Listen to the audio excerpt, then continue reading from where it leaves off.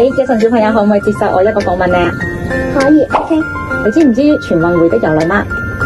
我知有嗎？1950年代末，毛澤東發展體育運動，增強人民體質的號召，並在中華人民共和國成立，直到先例舉辦。哇，睇嚟Jason小朋友有做功課喎。咁我問下Jason小朋友，你知唔知全運會嘅會徽係有咩意義啊？我諗下先啊，知道啦。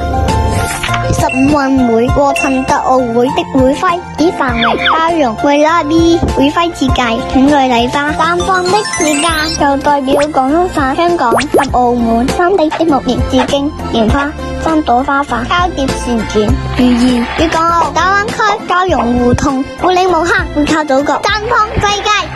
全運會就嚟開幕啦，不如我哋一齊去運動啦！我哋一齊做運動啦！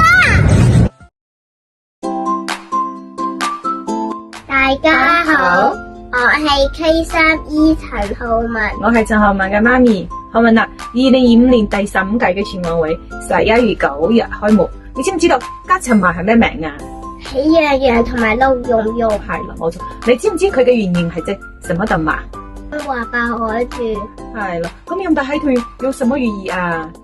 喜洋洋，其樂融融。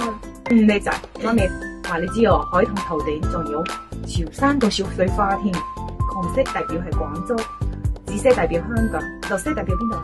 澳門。啊，叻仔真係知道喎。三種顏色象徵粵港澳三地融合體育精神。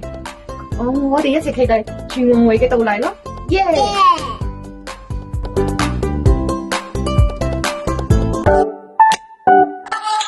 全運會在澳門。